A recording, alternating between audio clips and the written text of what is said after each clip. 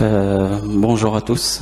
C'est un honneur pour moi d'être parmi vous aujourd'hui et pour contribuer à cette respectueuse journée doctorale en sciences biomédicales. Ce nouveau-né auquel nous souhaitons une longue vie, Inch'Allah.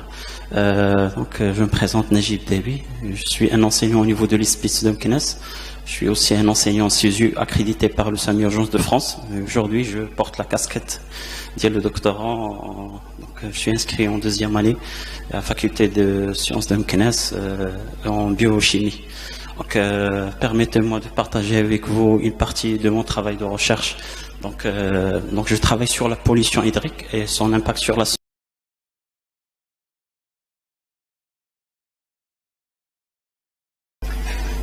En conclusion, en guise de conclusion, le présent résultat démontre clairement que les maladies hydriques constituent un vrai problème de santé et pèsent lourdement sur les deux provinces, en particulier dans la province de Meknès, malgré la diminution de leur incidence dans le temps.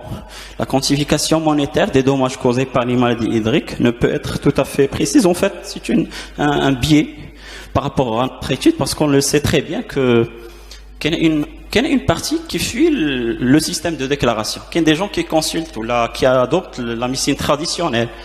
Il ne va pas consulter un médecin, donc il ne fera pas l'objet d'une déclaration, d'un suivi médical. Et c'est un biais ou l'attitude limite par rapport à notre étude. Donc il y a des gens qui recourent à la médecine traditionnelle. Donc sur ce prend fin ma présentation. Je vous remercie pour votre aimable attention. Donc, je vous remercie, Monsieur Najib. Donc, la parole à la salle pour des remarques par rapport à ce sujet.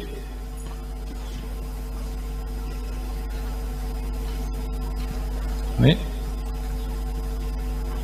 C'est quand même difficile de faire la relation entre l'eau polluée et ces maladies infectieuses. Parce que là, il y a plusieurs causes. Il y a la sueur de l'eau, il y a le non-lavage des mains, etc., l'hygiène, manque d'hygiène, qui peuvent participer à la prévalence de ces maladies infectieuses. Donc faire la liaison entre les problèmes hydriques et ces maladies, c'est un peu difficile. Donc en fait, on a essayé dans la deuxième étape de mener une étude épidémiologique en essayant de puiser sur déjà les fiches de déclaration obligatoires. Et en fait, chaque cas déclaré, il fait l'objet d'une enquête épidémiologique minutieuse. Il y a tout un formulaire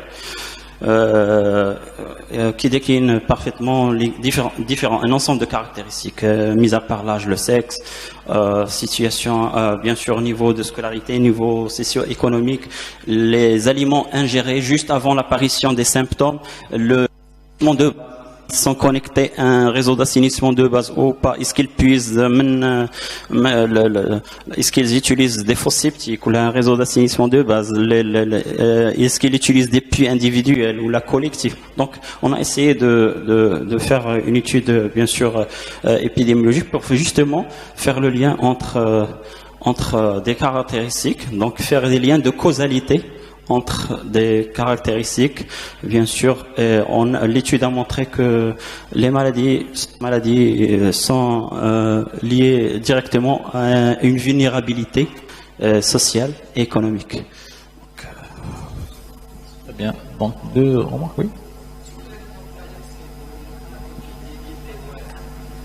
Et avec des villes témoins.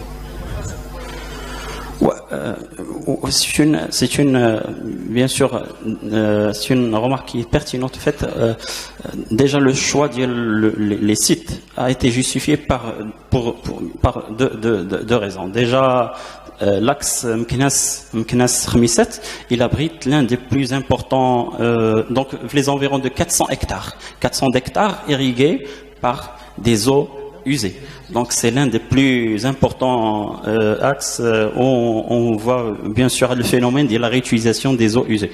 Et secondo, c'était justement l'incidence par rapport nombre des malades ayant contracté une maladie hydrique.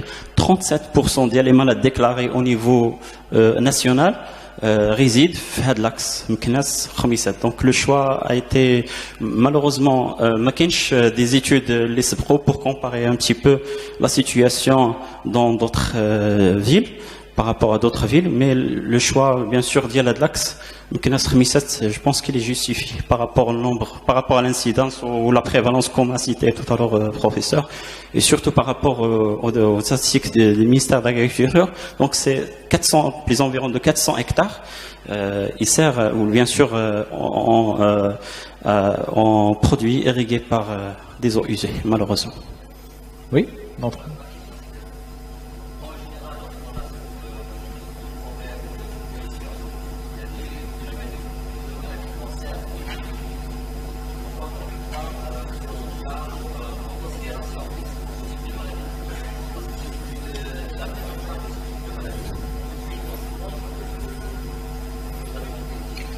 Donc, à ma connaissance, le lien entre la pollution hydrique, ça va, qu'il y a une affinité avec les maladies à transport hydrique, mais par rapport aux les maladies, le cancer, au niveau national ou là au niveau, je pense qu'il y a peu d'études qui sont menées dans les maladies, la pollution de l'air, oui, pollution hydrique.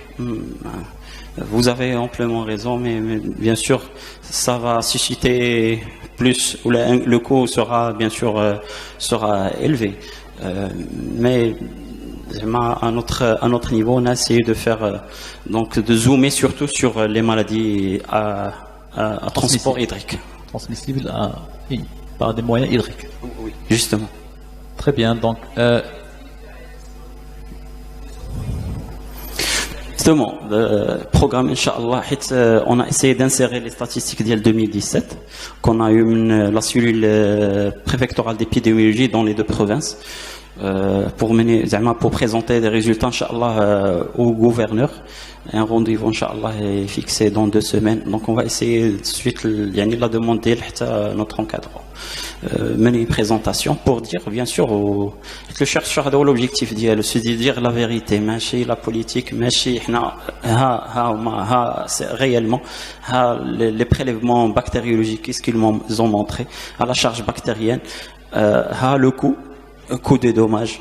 Donc, si vous voulez, combien d'argent vous pouvez économiser si vous créez des stations d'opération. Si vous misez sur la sensibilisation, à combien d'argent vous pouvez épargner. Donc, c'est l'objectif. C'est un sujet très très sensible, donc très très délicat. D'autres questions? Oui. Alors, Madame Fadila.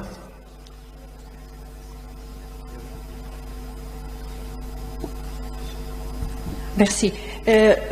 Merci pour cet exposé. Ma question rejoint exactement celle du professeur Belarbi.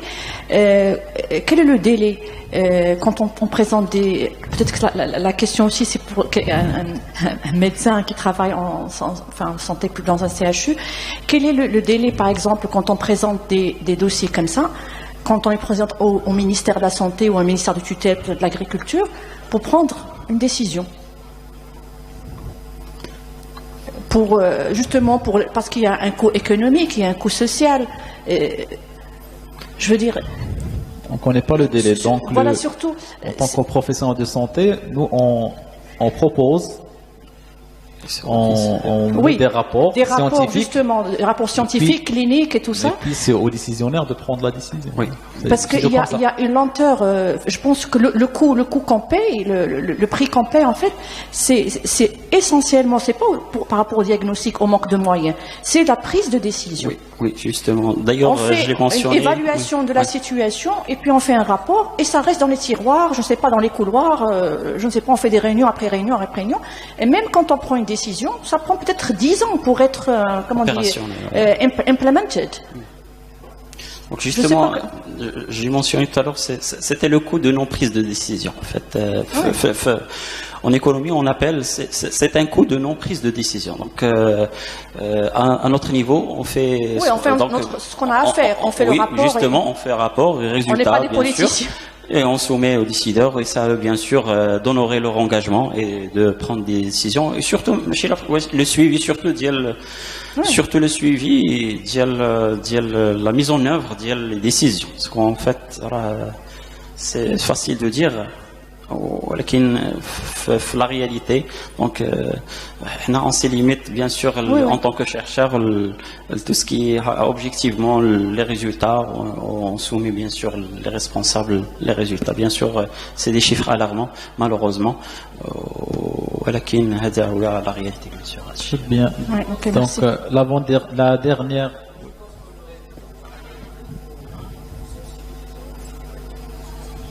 Oui, justement. Oui, ça c'est sûr. Oui, justement. Donc, le fait de miser aussi sur, au-delà de la création des stations d'épuration, miser sur la sensibilisation, faire impliquer. Donc, c'est une responsabilité partagée, aussi bien par chercheurs, les autorités locales, les médias aussi ont un rôle à jouer. Bien sûr, c'est une responsabilité en fait qui est partagée.